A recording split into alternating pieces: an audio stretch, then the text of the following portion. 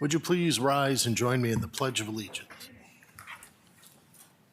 I pledge allegiance to the flag of the United States of America and to the republic for which it stands, one nation, under God, indivisible, with liberty and justice for all. All right. Thank you, everyone, for being here this evening. We are going to start out by swearing in our new First Ward Council person. There we go.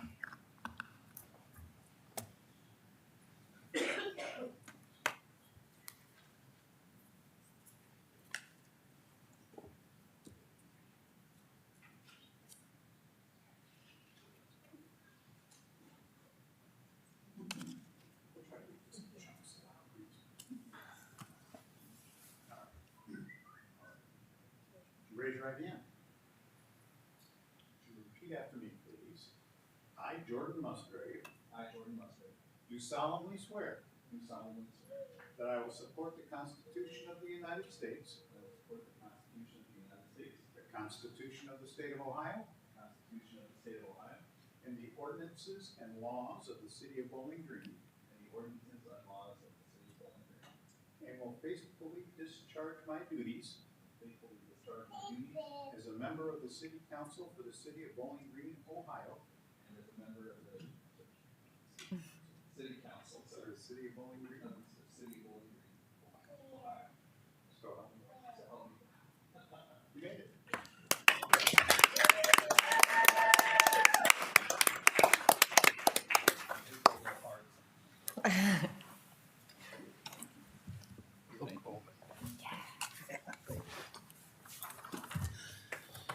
Oh, is that? Okay, thank you, Judge Redden, for granting us a quorum this evening. Jody, could you call the roll, please? Yes. Harold, Here. Hollenbaugh, Here. Musgrave, Here. Phipps. Here. Okay. The minutes from our last meeting on September 16th have been distributed for your perusal prior to this evening. Are there any additions or corrections to the minutes? Hearing none, do I have a motion to approve? So moved. Second. Properly moved and seconded. All in favor say aye. Aye. Opposed, same sign. Okay. Correspondence. Do we have any correspondence this evening? We have two items this evening. The financial budget summary report for the month of September 2024 was received and distributed to council prior to this evening's meeting and is noted for the record. And correspondence was received from the Historic Preservation Commission recommending that the following property be listed on the local historic register, 503 Buttonwood Avenue. As required by section 158.06 of the codified ordinances, City Council should now refer the designation and historic overlay zone to the Planning Commission. Mr. President, Ms. Phipps? I move that we send this designation of 503 Buttonwood, as well as the historic overlay zone recommendation to Planning Commission. Second. Properly moved and seconded. All in favor say aye. Aye. Opposed, same sign. Thank you. Lobby visitation. Do we have anyone signed up this? We do not. Okay. That brings us to the introduction of new legislation. Mr. President, Ms. Phipps? from the Planning, Zoning, and Economic Development Committee, I have two ordinances. The first is an ordinance accepting a deed and accepting an easement from Asutas Pipatarjergit. I'm sorry if I mispronounced that. And dedicating the property for right-of-way purposes for East Wooster Street and Mercer Road. The second is an ordinance amending and adopting sections 35.70, 98.24, and 151.17 of the codified ordinances of the City of Bowling Green, Ohio regarding city fees and fees charged for services encumbering street or sidewalk and fees, subdivision regulations, and. Mr. President, Mr. Harold. I have an ordinance from the Finance Committee. It's an ordinance providing supplemental appropriations for the current expenses and other expenditures of the City of Bowling Green, Ohio during the fiscal year beginning January 1st, 2024 and ending December 31st, 2024. And from the Community Improvement Committee, I have an ordinance repealing Chapter 119 of the Codified Ordinances of the City of Bowling Green, Ohio regarding going out of business sale. Okay. And I have an ordinance from Public Utilities, ordinance authorizing the Utilities Director to enter into contracts for the purpose or for the purchase and sale of equipment. Jordan, you just hand those over to Jody. All right, that brings us to official reports. Mr. Mayor. Thank you, Mr. President. Good evening, council. With the exception of extending my congratulations and a warm welcome to Jordan, I have no report, subject to any questions that you may have. Does anyone have any questions for the mayor this evening? Okay. Municipal Administrator, Ms. Treader. Good evening, Council. This evening, I am glad to share my time in my report with our Economic Development Director, Katie Thompson, who is here to give you an update on economic development activity in the city. But before I hand it over to Katie, do you have any questions for me? Are there any questions for Lori this evening? Nope. All right, take it away, Katie. All right, good evening. I did try to prepare a pretty comprehensive update for you, so if I'm boring you, just give me one of these and I'll I'll wrap it up and cut it short. A few operational updates that I thought were really important to mention. So Bowling Green Economic Development, the nonprofit 501c6 side of that, has seen a tremendous increase in membership over the past 2 years. So we've added about 20 new trustees in the past 2 years alone, which really shows that there is a lot of interest in our community. I think the most important aspect of this is not only do they help that organization, that's how that organization is funded, so that's how we're supported financially, but those trustees provide a great deal of advice and resources to myself and our economic development team. So that increase has been really significant and a great resource for us in these past 2 years. In addition to those 20 new trustees, we also proposed and secured a partnership with BGSU for 2024. So BGSU is not only participating with a significant financial contribution to Bowling Green Economic Development, but also by committing a team of 6 representatives to work directly with the Bowling Green Economic Development Executive Board. This has been for the purpose of strategic planning and collaboration. And so this is a new endeavor for all parties involved, and we're really trying to understand how we can help each other, how we can work together effectively. But just having that partnership in place and that regular base of communication between our executive board and their 6 folks that they've assigned to work with us has been a great benefit this year. So we're looking forward to many more years of working together in that respect. In terms of economic growth, our business retention visits have been underway throughout the first 2 quarters of the year and a little bit beyond that, but we attempt to visit about 40 companies each year. Sometimes we can't reach all 40 based on their schedules and our schedules, but these visits are really the lifeblood of our work in economic development. So statistically speaking, 80% of a community's growth comes from its existing industries. And our biggest takeaway from those 2024 site visits is that the workforce has stabilized. So we heard that over and over and over again. In fact, I don't think there was a single company that talked about major workforce issues. So we were thrilled to hear that.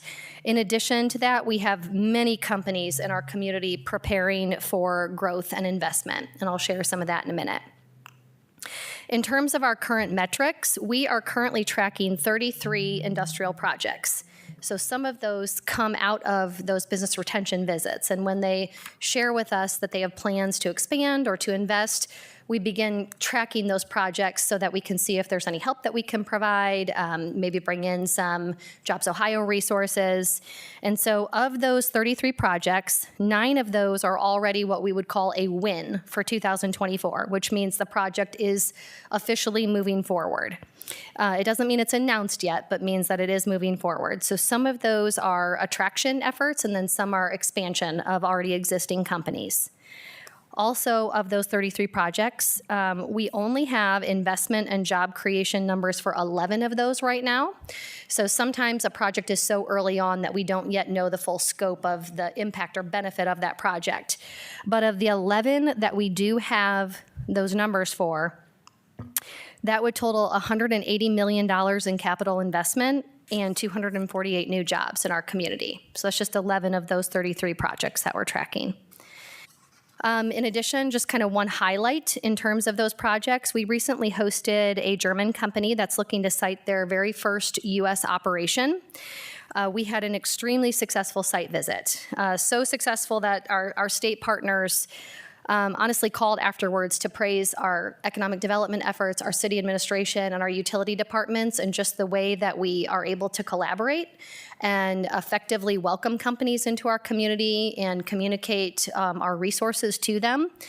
And so we really have a fantastic team here. It really does make an impression when we have a site selection firm or a company come to our community. And we did just hear last week that we are a finalist for that project. So we're looking forward to next steps.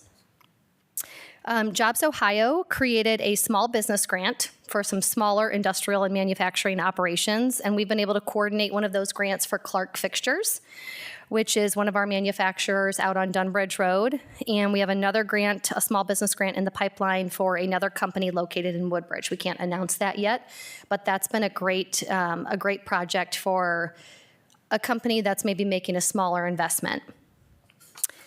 In terms of an Abbott update, Abbott continues to work through their design and engineering process. So this has been a really collaborative effort with our city team. We meet monthly to review their design progress and discuss infrastructure. You might have seen that they demolished a few buildings on their site and cleaned up some old oil wells throughout the summer months.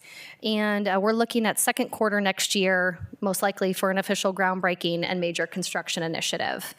They've also begun hiring, and we've been able to welcome several members of their management team to our community. So it's been really fun to get to know them.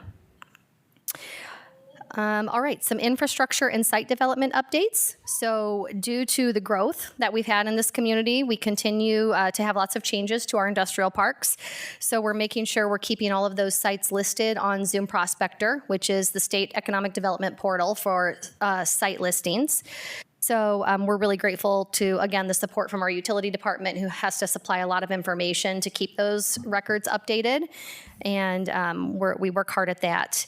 In addition, the construction of Woodgate Drive was completed this year. So that was the roadway that was installed just past Meyer on East Wooster, and it connects the 40-acre expansion of Woodbridge Business Park to the existing loop within the park. So that road is done. Our industrial community out there loves it. They are extremely grateful to have a second entrance and exit to the park. And that also brought the construction of a 100,000 square foot speculative manufacturing building that was completed, and that was leased to Magna prior to it even being completed. So all around a successful site development out there. And then a few more quick updates. We are currently applying for a vibrancy grant through Jobs Ohio. This is a newer grant program that they've offered, and it's essentially to infuse some dollars into a community for some sort of redevelopment or placemaking initiative. So not their traditional support for industrial projects, but they understand that in order to attract a workforce to your community, oftentimes you also need some of those vibrancy initiatives. So we have a project in the pipeline that we've been working really hard at with some partners in this community, and hopefully we'll be able to announce more on that in the coming months. Two important things that I have to give a ton of credit to my other team member, Jenny Bowers, for putting on is, first off, a teacher boot camp. This was the first ever, in June of this year, teacher boot camp for Wood County, and 15 teachers and school counselors from the area had the opportunity to participate. It was organized by our office as well as Penna, Ashland University, and the Wood County Educational Service Center. And the purpose was to highlight different industries along with the skills needed to work within those industries. So it exposed teachers to maybe career paths that they weren't familiar with. And they spent an entire week together. They toured many of our local companies, PBE, they toured ODOT, AGAS, Wood County Hospital, our Bowling Green Police and Fire Departments, the Utility Department, and then the Speaker Company, Mosier Group, and Foundation Steel. So that was the lineup of companies this year. And essentially, on the last day, these educators had to create a lesson plan that they would share with their students based on all that they learned and took away from engaging with those different types of employers. And so they ended up receiving 3 graduate credit hours from Ashland University for that week of educator boot camp at no cost to them. The tuition is totally sponsored by the Lieutenant Governor's Office. This is a program that he's very passionate about, and so we were thrilled to be able to bring that project here to Wood County. In addition to that, we just hosted Manufacturing Day. Nationally, Manufacturing Day is celebrated on October 1st. No, sorry, the first Friday of every October. And again, the purpose is just to bring attention to modern manufacturing and the different types of careers that are available in manufacturing. So this past Friday, 10 manufacturers set up shop within Bowling Green Middle School. And they each created displays explaining what they do, and they basically nailed it. They had really attractive displays, hands-on activities, and lots of goodies and swag for the students to take home. And so over 600 middle schoolers came through the gym that day and were able to do some hands-on activities with our manufacturing community. In addition to that, these manufacturers donate a lot of gifts that are given away to the students, mostly food gift cards, because they like their food. So we just really appreciate the kind of give and take relationship with our business partners in this community. We are grateful to have them participate in that. And then lastly, a couple of housing updates. So Triban Investments started their new subdivision on Brim and Newton. You've probably seen that progress. That will be approximately 120 homes, and they are all being built by K. Hovnanian. Another group of local developers purchased the remaining lots on Meadowlark Drive in Bowling Green, which was tucked away in the Pheasant Farm subdivision. So those lots had been vacant for many years for a variety of reasons, but they were purchased and they're executing 14 new builds on that street. Cogan's Crossing is expanding by about 20 lots. That's another K. Hovnanian project. Stone Ridge has opened up about 20 lots, and we do have several other housing developers that are interested in Bowling Green, and we're working with them to see if we can get a project started here. So I think that's it for me, unless you have any questions. Are there any questions for Katie this evening? Okay, thank you. It sounds like you've been very busy. We have been. Thanks. City Attorney, Mr. Brown. Good evening, Council. Last meeting was a few weeks ago. As of that meeting, we had a few items of litigation against the city that I can report are no longer pending. The first one was we had an appeal against the city. It was essentially an appeal of appeal with regards to a zoning decision for the BZA.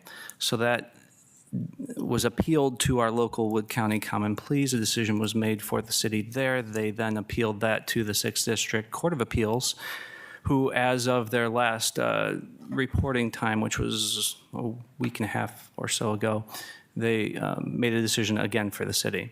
So that case is, as of this conversation, over unless it is appealed to the Ohio Supreme Court. The other item I have to report would be with regards to the solar lawsuit that was pending against the city. The plaintiffs in that case put in a notice of dismissal, so that case is essentially resolved as well. Are there any questions for Mr. Brown this evening? Okay, thank you very much. That brings us to Public Infrastructure Director, Mr. O'Connell. Thank you. Last hurricane that came through, we did send 3 linemen down to Florida for mutual aid. They were in Tallahassee for a couple days, and then eventually our crew and the other AMP crews that we were working with from Bryan and Napoleon, Ohio, they were dispatched to South Carolina to do repair work there. They came back last week. We do have two linemen that did leave today to go back to Florida with a truck. They were joined with other crews from other AMP members like Bryan, Ohio again. They met here and started heading south to stage themselves out of the storm path, but prepared to help another public power community down in Florida, as we've done many times in the past when hurricanes have come through. So just to let you know, we'll have a crew down there working. Depends on what the damage is and how long they'll be down there and what those communities need. But I think the public power members that were in those states and in those areas that they helped out before were greatly appreciative of getting power restored as quickly as they could, based off our crews being down there. So we'll give you updates as we learn more information, but again, they're heading south right now. That's all I have, unless you have questions. Are there any questions for Mr. O'Connell? Mr. President? I rarely do this, but I think I can speak for council, just saying, next time you chat with them, please express our thanks and awe that they do that. Sure. Thank you. Okay, council committee reports. Do we have any council committee reports? I have an announcement. After consulting with the municipal administrator, we agreed to hold a special finance committee meeting on Thursday, November 21st, for the purpose of receiving and reviewing the 2025 budget. Additionally, we've agreed to move the third quarter budget update from Monday, October 21st to November 21st, so that both the third quarter update and the budget review will occur in the same meeting. That Do you have a brings, time on that? I don't have a time on this. What's the time? Typically, the budget meeting's at 5 PM. I can confirm that. I believe it's 5 PM. Okay. But we will confirm that in the 5 next PM meeting. unless we hear otherwise. Yes. Okay. Thank you. All right. That brings us to the reading of legislation. Jody? Legislation for first reading. Ordinance number 9226 for first reading. Ordinance providing supplemental appropriations for the current expenses and other expenditures of the City of Bowling Green, Ohio during the fiscal year beginning January 1, 2024 and ending December 31, 2024. Ordinance number 9227 for first reading. Ordinance authorizing the Utilities Director to enter into contracts for the purchase and sale of equipment. Ordinance number 9228 for first reading. Ordinance amending and adopting sections 35.70, 98.24, and 151.17 of the codified ordinances of the City of Bowling Green, Ohio regarding city fees and fees charged for services, encumbering street or sidewalk, and fees, subdivision regulations. Ordinance number 9229 for first reading. Ordinance accepting deed and accepting easement from Sutas Petjarskit and dedicating the property for right-of-way purposes for East Wooster Street and Mercer Road. Ordinance number 9230 for first reading. Ordinance repealing Chapter 119 of the codified ordinances of the City of Bowling Green, Ohio regarding going out of business sale. Legislation for second reading. Resolution number 3869 for second reading. Resolution authorizing the municipal administrator to enter into a renewal of the agreement with the Wood County Public Defender. Resolution 3870 for second reading. Resolution to approve the Wood County Final Plan for implementing and operating countywide 911 system. Ordinance number 9225 for second reading. ordinance amending and adopting certain sections of Chapter 150 of the codified ordinances of the City of Bowling Green, Ohio regarding zoning code. Mr. President, Ms. Phipps? we need to set the required public hearing on ordinance 9225. That is going to be scheduled for December 2nd at 6:30 PM. Okay. Legislation for third reading, Resolution 3867 for third reading.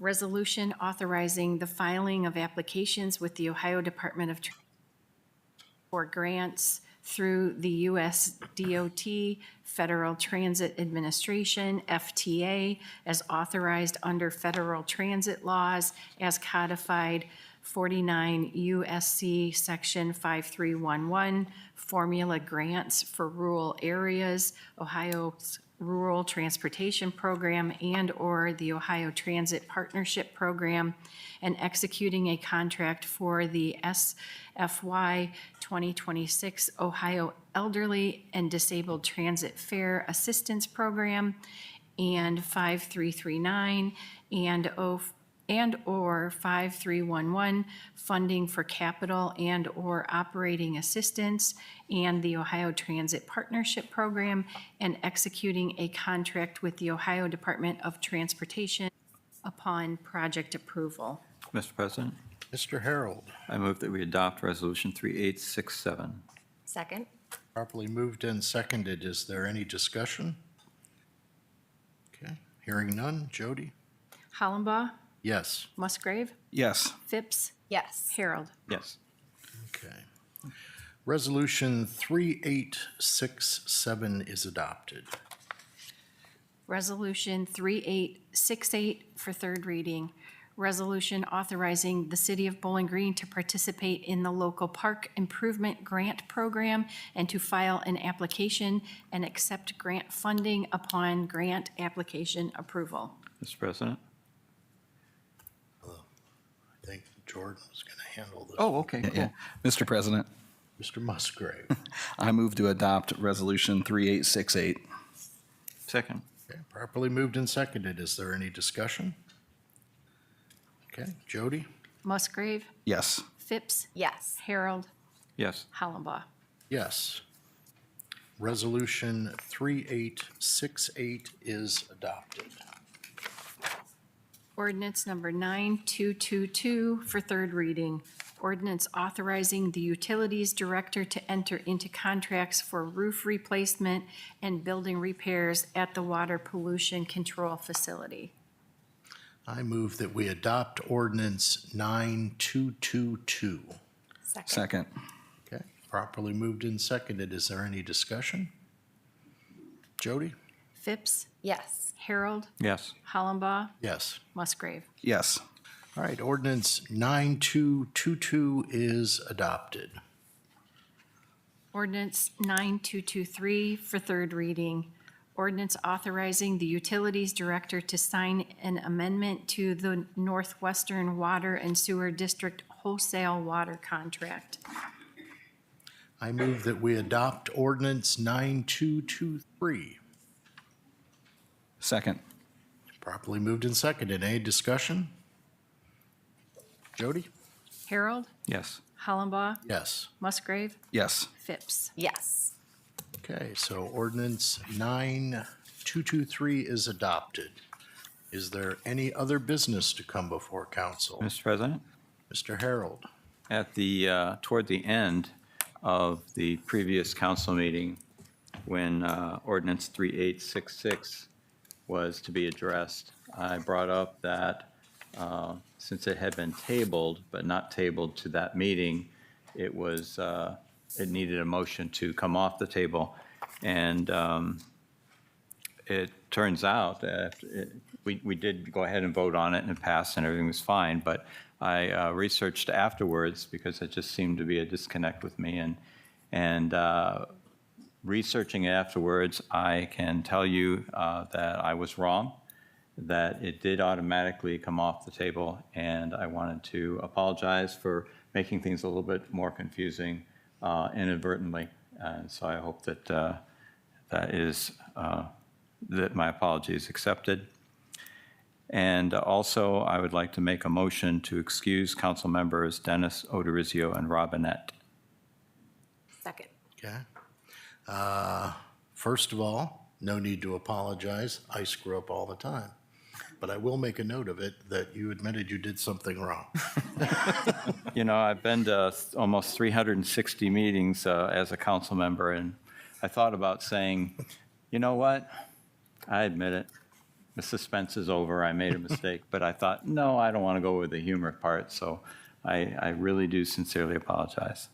Okay. And with regard to excusing council members Robinette, Odorizio, and Dennis, all in favor say aye. Aye. Aye. Opposed, same sign. I hope they're all having fun in Vegas. No, I'm just kidding. I don't think they're in the same place. Mr. President, Mr. Harold, move that we adjourn. second. All in favor say aye. Aye. Okay, we are adjourned.